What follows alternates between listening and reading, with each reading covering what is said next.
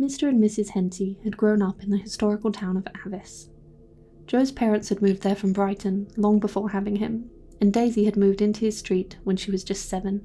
They had become quick friends, bonding over a shared love of cinema. Their parents would drop them off at the local pictures, and they'd stare up in awe at the big screen, showing Metropolis, Peter Pan, Cinderella, and anything with Buster Keaton. Then one day Joe was the one driving, and what had once been platonic friendly trips became dates. They got married while Joe was on leave from service, and they had their first baby girl a year after the war ended. They named her Betty after Betty Davis, and their son 2 years later Orson, after Orson Welles. They were a very happy family, surviving in Avis, somehow able to dodge and duck the strange events of the town, living mostly undisturbed by the stories they heard from neighbours or simply chose not to read in the newspapers. In the early 60s, their babies moved away from Avis, married their own sweethearts and started working in the city. Joe and Daisy would laugh about how different their children were from their younger selves, so motivated and forward-thinking, not living for the next film to hit the big screens. Then in 1976, the local pictures closed down after a terrible tragedy.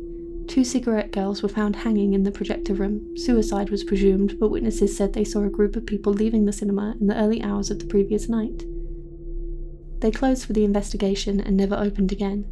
Joe and Daisy fell into a depression until the invention of the VHS tape rejuvenated their love for cinema once more, prompting the decision to open the only video rental shop in Avis, the Avis Tape.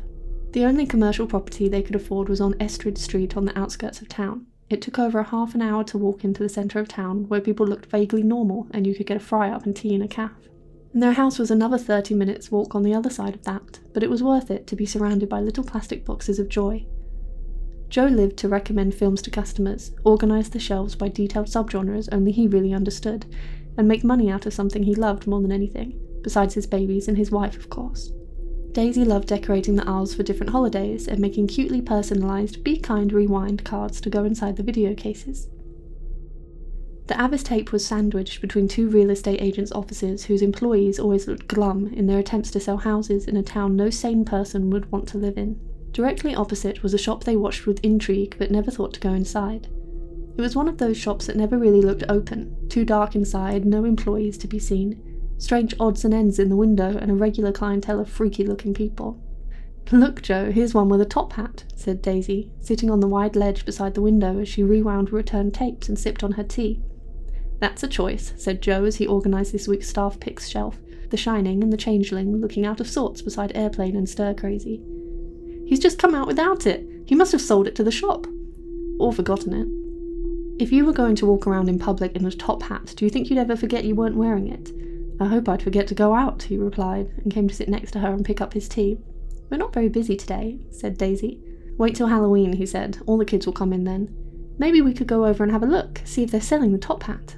Joe laughed and sipped his tea again. He didn't think she was serious. Nothing had ever tempted him to even cross the road in the direction of that musty old shop, but she raised an eyebrow at him questioningly, and before he knew it, they were locking up and walking over. They had never been able to read the shop sign before, so dirty and faded and far away, but now as they approached the doors they saw it. Doomsday.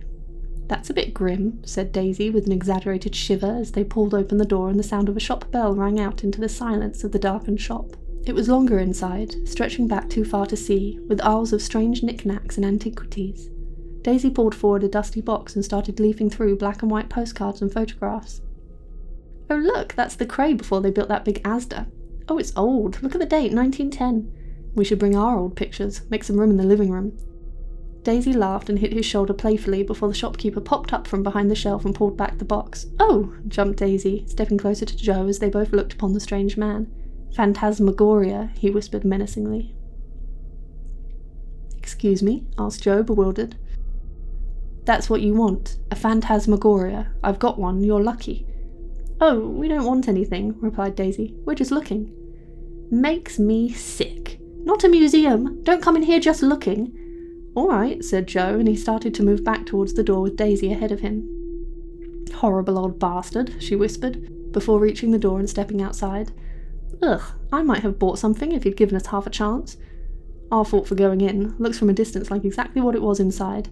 "A creepy little shit heap?" she asked. "Well put," he replied. They turned their backs on the shop and stepped towards the road to cross back to the safety of their little VHS haven, when the sound of a heavy box hitting the ground startled them both. They turned back to Doomsday as the door slammed closed and the rude little man stuck 2 fingers up at them and stuck out his tongue. They looked down to see a half-open old and dusty box with a bit of golden metal peeping out. "What's that?" asked Daisy, and Joe shook his head in confusion as they walked away. As they looked up to leave that evening, they couldn't help but glance towards the shop across the road. The box was still there, as it was when they returned the next morning. They discussed what could possibly be inside, repeated to each other what he had said to them, each time repeating it just a little bit differently as their memories were shaped by each other. Their curiosity was obviously growing feverish, but neither wanted to admit it. They purposefully lifted their chins in the air as they passed it on the road, refusing to look until Daisy crossed the street on their lunch break, scooped it up and carried it inside. "You're mad," Joe laughed, shaking his head but equally eager to see.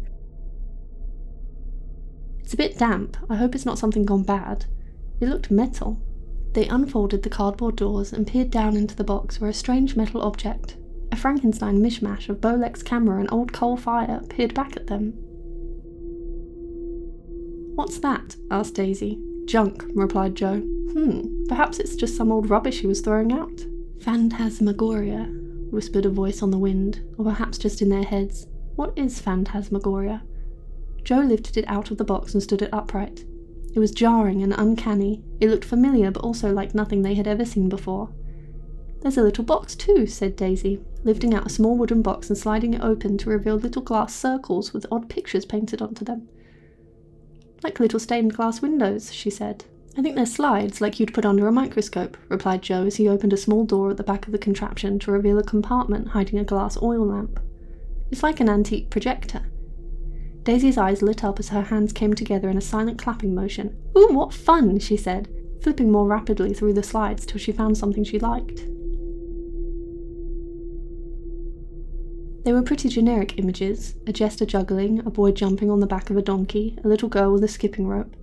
The one Daisy chose was 3 little girls. They were holding hands in the first slide, then in the second they had begun to unwind themselves from each other's grip. In the last slide they were separate, not holding hands. "Can you get it to work?" she asked, taking a Zippo Orson had sent her for Christmas out of her Levi's and handing it to Joe. "It's ancient. I'm not even sure how it's supposed to work. We could go to the library. Maybe there's a book. Or go ask that old kook. I don't want to see him again. Also, we didn't pay for this." "He left it on the road," said Joe, lighting the old and faded wick on the oil lamp and stepping back as it burst to life. He slid it back inside the magic lantern and closed the door, then took the slides from Daisy and placed them in their place at the front of the machine. The image of the 3 little girls was cast like a shadow onto the back wall of the shop. Suddenly the room felt cold. They watched in silence as the images slowly changed. Of course Joe was moving the slides, but he was no more aware of the outcome, gazing on it in interest as he moved from slide 3 to 2 to 1, then back again. Almost rhythmically the girls intertwined and untangled again and again. The drawing was basic, black paint on clear background. It was almost juvenile in design, but it captivated them. "They're dancing," said Daisy, and Joe stopped his movements to look at his wife. Her eyes were wide and staring at the simple drawings. He stepped back up to the front of the shop and turned on the heavy overhead lighting. It flooded the images from the machine and they disappeared. "It's fascinating," said Daisy. So fascinating that they brought the contraption home with them, and after not too long it had replaced their television as the primary source of entertainment in the household. The old days of watching The Good Life reruns or Top of the Pops were out the window. The new days consisted of studying the history of this thing, searching far and wide for new slides, and even drawing some of their own. Joe liked colour and had started a series of pink and purple slides depicting a meadow of flowers swaying in a breeze. He had thought about sound effects to accompany the slideshows and how they could share them with their friends at film nights in the shop. Daisy was secretive. She said she wanted to surprise Joe with a whole series of slides, telling a story. She only used black paint on clear circles of glass, and all the while keeping the 3 little girls in her view as if they inspired her. Sometimes Joe would see her just staring at them on the table, or if he left the room for too long he'd return to find her sitting in darkness, the phantasmagoria lit up and the 3 little girls dancing on the wall of his living room. He liked the magic lantern, the phantasmagoria. It was fun and old, and it had brought the 2 together again with a new lust for creativity, but he could tell Daisy liked it more. "We haven't opened the shop in a few days. The return videos are probably piling up under the letterbox," he said as he brought them in fresh cups of tea and set them down beside their workstations. Replied his wife as she continued her private ministrations. "I thought I might go in for a few hours, just rewind and restock." "Yeah," she muttered. "Halloween is in 2 days. We were expecting a bit of a boost in rentals," he continued, and this time she didn't even vocalize a reply. just nodded with her back to him, shoulders hunched and arms moving as she worked. He went to work. "Sorry, Debbie, that's an 18, can't rent you that," he said, his mind elsewhere, thinking of Daisy as a local teen went grumpily back to the aisles and returned to the till with another tape. "Got plans for Halloween, Mr. Henty?" she asked, rifling in her coney bag for her rental card and popping some gum in her mouth at the same time. "We will be here, handing out sweets to trick-or-treaters. Are you coming along?" "I'm a bit old for that now," she replied. "But not old enough for this," he said, opening the case for the Muppets movie where she had hidden the tape for Friday the 13th. "I'm 18 in 3 weeks, complained the girl. "Happy birthday." He placed the Muppets tape inside, stamped her card and smiled brightly as he waved her off. He called Daisy at home, but she didn't answer. He knew she was home, but perhaps she had taken a bath. He called again, then gave up, locked up and headed home. On the drive back he felt the chill of autumn in the air, that crisp spookiness he had always loved and that Avis seemed to have in abundance. He saw people preparing their decorations and wondered that Daisy had lost all interest in decorating the shop, had even needed to be reminded to buy sweets for the little geysers, had lost that spark she had for anything else but the slides. "Daisy?" he asked as he came into the house. The light in the hall didn't work, so he felt his way into the living room and tried that light too. Nothing. "Daisy?" There was no reply, but he heard something move in the darkness. "Daisy, are you all right?" "I finished my slides." "Okay," he replied. "Did you cut off the power?" "I'm a bit of a sight, Joe. I cut myself on the glass." "Are you all right?" he said as he moved into the room with arms outstretched to touch her. "I'm okay, but I want you to see this story." "Well, turn the lights on, we can patch you up and then—" He heard her Zippo, the one Orson had sent for Christmas. He saw it in the corner of the room and moved towards her, but stopped when the phantasmagoria burst to life and the pictures shone onto the wall behind him. He turned to look. They were changing already, quickly, the 3 little girls. It was the same slide he had already seen, the same juvenile design. He was about to turn back to Daisy when he noticed a little difference. There was something small in the background, slowly growing bigger as the girls tangled and untangled. "What's that?" he asked, and he jumped at his wife's reply, as she had silently sidled up to his ear and whispered, "That's their mum." "Oh. Well done, darling." He didn't turn to her, sure that he could see her now in the light of the phantasmagoria, but not sure if he was ready to, his heart pounding and breath coming short and fast. "She's bloated, you see. She's been at the bottom of the river for a while." As the slides continued, the small shape slowly became very clear. It was a pregnant woman, wet, her long hair hanging like kelp swaying in the depths of the ocean.